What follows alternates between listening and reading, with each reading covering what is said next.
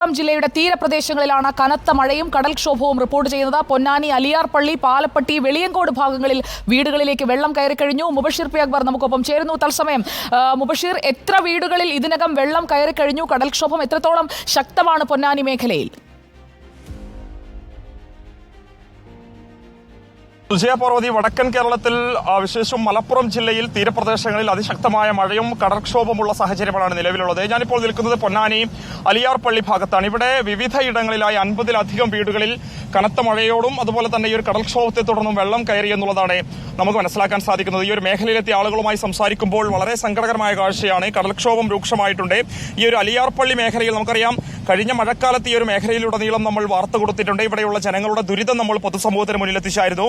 ആ ഒരു ഘട്ടത്തിൽ കടൽഭിത്തി നിർമ്മാണം ഉണ്ടാകുമെന്ന് സർക്കാർ തലത്തിൽ നിന്ന് തന്നെ ഉറപ്പ് ലഭിച്ചിരുന്നു. എന്നാൽ തീരപ്രദേശങ്ങളിലെ മുഴുവൻ മേഖലകളിലേക്കും കടൽഭിത്തി നിർമ്മാണം എത്തിക്കാൻ സർക്കാരിന് സാധിച്ചില്ല എന്നുള്ളതാണ് ഈ ഒരു മഴക്കാലം എത്തിയ സാഹചര്യത്തിൽ നമുക്ക് പറയാൻ സാധിക്കുന്നത്. അതിന്റെ ഒരു കോൺസിക്വൻസ് ഈ ഒരു അലിയാർപള്ളി ഭാഗത്തുണ്ട് എന്നുള്ളതാണ്. കടൽഭിത്തി ഇല്ലാത്തത് മൂലം കടൽ ഇങ്ങോട്ട് ഇരച്ചു കയറുന്ന ഒരു സാഹചര്യമുണ്ട്. നിരവധി വീടുകൾ ഇവിടെ ഒറ്റപ്പെട്ടിട്ടുണ്ട്. 20-ലധികം കുടുംബങ്ങൾ ഇവിടെ ഒറ്റപ്പെട്ട് കിടക്കുന്ന ഒരു സാഹചര്യമാണുള്ളത്. ദൃശ്യങ്ങളിലേക്ക് പോകുമ്പോൾ നമുക്ക് കാണാം, രോഗികളായ, പ്രായമായ, വയോധികരായ ആളുകൾ ഉൾപ്പെടെ ഇവിടെ വീടുകൾ ഒറ്റപ്പെട്ടതിനെ തുടർന്ന്, റോഡ് തകർന്നതിനെ തുടർന്ന് മറ്റൊരു മേഖലയിലേക്ക് പോകാൻ കഴിയാത്ത സാഹചര്യമാണുള്ളത്. ദുരിതാശ്വാസ ക്യാമ്പുകളൊന്നും നിലവിൽ ആരംഭിച്ചിട്ടില്ല എന്നുള്ളതാണ് ഇവർക്ക് തിരിച്ചടിയാകുന്നത്. ഈ ഒരു മേഖലയിലെ നാട്ടുകാർ നമ്മളോടൊപ്പം ചേരുന്നുണ്ട്. ഇവിടെ എത്തിയ സമയത്ത് അവർ അവരുടെ ദുരിതം പറഞ്ഞിരുന്നു. കടൽക്ഷോഭം വലിയ പ്രയാസം ഉണ്ടാക്കിയിട്ടുണ്ടല്ലേ? വലിയ പ്രയാസം. വെള്ളം കണ്ടില്ല, ഞങ്ങൾ വെള്ളത്തിൽ കിടക്കണം. ഇത് അവിടെ ഇവിടെ ഇല്ല, ഇറച്ചും വെള്ളമാണ്. ഇത് ഏറ്റാൻ്റെ ഇറക്കത്തിനാണ് ഇപ്പോൾ ഇങ്ങനെ ഏറ്റത്തിന് അടിച്ച് കയറാൻ വെള്ളം. ഈ റോഡ് ഇപ്പോ മഴ കടൽക്ഷോഭ രൂക്ഷമായതിനെ തുടർന്ന് ഇന്ന് സംഭവിച്ചാണിതല്ലോ. ഈ കടൽക്ഷോഭം വരുന്ന ഇപ്പോൾ എത്രയോ മുമ്പ് ഞങ്ങൾ പറഞ്ഞു ഇവിടെ കല്ലിടാൻ പറഞ്ഞാണ്. ഇടല്ല, നമ്മളെന്ത് ചെയ്യും? ഈ ഭാഗം മാത്രം ഒഴിവാകാനുള്ള കാരണം ഇത് വളരെ ഇഴഞ്ഞാണോ നീങ്ങുന്നത്? കടൽഭിത്തി നിർമ്മാണം വാറണ്ടിയിൽ പെട്ടതാണ്.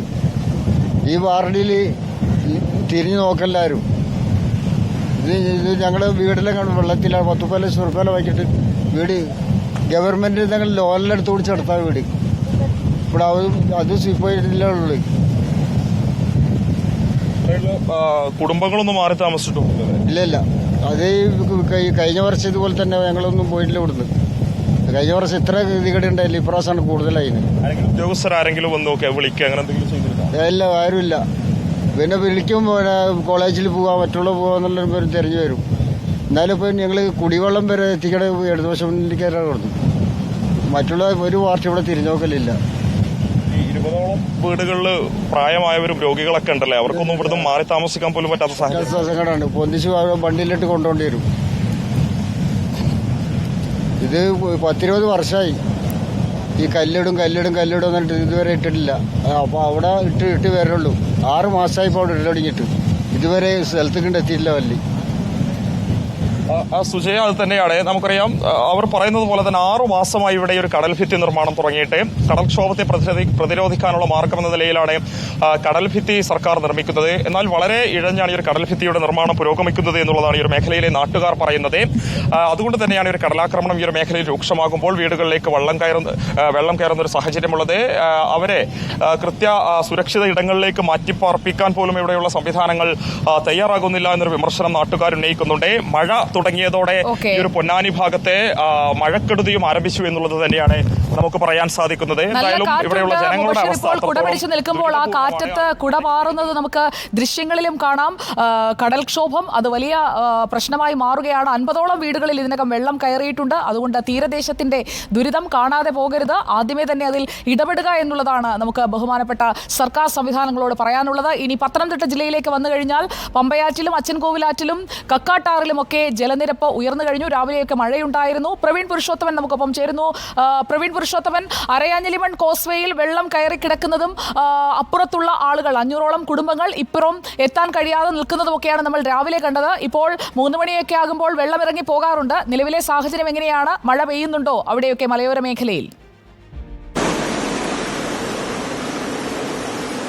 സുജയ, പത്തനംതിട്ടയിൽ മലയോര മേഖലകളിൽ മഴ തുടരുന്നുണ്ട്. പക്ഷേ മഴ ശക്തമല്ല. നേരിയ തോതിൽ മഴ എല്ലായിടങ്ങളിലും പെയ്യുന്നുണ്ട്. രാവിലത്തെ അപേക്ഷിച്ച് നദികളിൽ ജലനിരപ്പ് അല്പം ഉച്ചയോടെ കുറഞ്ഞിട്ടുണ്ട്. ഉച്ചയ്ക്ക് ശേഷവും ജലനിരപ്പ് കുറയുന്നുണ്ട്. പക്ഷേ മഴ വൈകിട്ട് ശക്തിപ്പെടുകയാണെങ്കിൽ വീണ്ടും ജലനിരപ്പ് ഉയരാനുള്ളൊരു സാഹചര്യമുണ്ട്. അരയാഞ്ഞിലി മണ്ണിൽ അവിടെ കോസ്വേയിൽ നിന്നും വെള്ളം ഇറങ്ങി തുടങ്ങിയിട്ടുണ്ട്. പക്ഷേ മഴ കനക്കുകയാണെങ്കിൽ രാവിലത്തെ അതേ സ്ഥിതിയിലേക്ക് തന്നെ തിരിച്ചെത്താനുള്ളൊരു സാധ്യതയുണ്ട്. അല്പം വെള്ളം ഇറങ്ങിയ സമയത്ത് ആളുകൾ ആ കോസ്വേയിൽ മറുകര കടക്കുന്നുണ്ട്. പക്ഷേ എങ്കിൽ പോലും ആളുകൾക്കൊരു ആശങ്കയുണ്ട്. രാത്രി ഇനി മഴ കനക്കുകയാണെങ്കിൽ വീണ്ടും ഒറ്റപ്പെട്ടു പോകുന്ന ഒരു സ്ഥിതിയിലേക്ക് കാര്യങ്ങൾ എത്തും. മഴ ശക്തിപ്പെടാനുള്ള ഒരു സാധ്യത തന്നെയാണുള്ളത്. അച്ചൻകോവിലാറ്റിലും ജലനിരപ്പ് ഇപ്പോൾ അല്പം കുറഞ്ഞിട്ടുണ്ട്. കക്കാട്ടാറിലും ജലനിരപ്പ് കുറഞ്ഞിട്ടുണ്ട്. മണിയാർ ബാരേജിൻ്റെ 2 ഷട്ടറുകൾ തുറന്നിട്ടുണ്ട്. മൂഴിയാർ റിസർവോയറിൻ്റെ 1 ഷട്ടർ തുറന്നിട്ടുണ്ട്. അത് 5 സെൻറ്റിമീറ്റർ മാത്രമാണ് തുറന്നിട്ടുള്ളത്. മൂഴിയാർ റിസർവോയറിൻ്റെ അതിൻ്റെ മുഴുവൻ സംഭരണശേഷി അതിൻ്റെ 69.83% വെള്ളമാണ് ഇപ്പോൾ നിറഞ്ഞിട്ടുള്ളത്. അതുകൊണ്ട് 5 സെൻറ്റിമീറ്റർ 1 ഷട്ടർ ഉയർത്തിയിട്ടുണ്ട്. ബാക്കി അണക്കെട്ടുകളെല്ലാം വലിയ പ്രശ്നമില്ല, വെള്ളത്തിന്റെ ഒരു പ്രശ്നം ഇല്ല എന്നാണ് അറിയിപ്പിൽ കൂടി നമുക്ക് ലഭിക്കുന്നത്. പ്രവീൺ പുരുഷോത്തമൻ, അരയാഞ്ഞിലി മൺ കോസ്വേയിൽ രാവിലെ ഉണ്ടായിരുന്നത്ര വെള്ളം ഇപ്പോൾ ഇല്ല. മഴ കനക്കുകയാണെങ്കിൽ മാത്രമാണ് അവിടെ ഒരു ബുദ്ധിമുട്ട് ഉണ്ടാവുക. പക്ഷേ ഒരു പാലം എന്ന് പറയുന്നത് അത്യാവശ്യമാണ് എന്ന് നാട്ടുകാർ പറയുന്നുണ്ട്. നമുക്ക്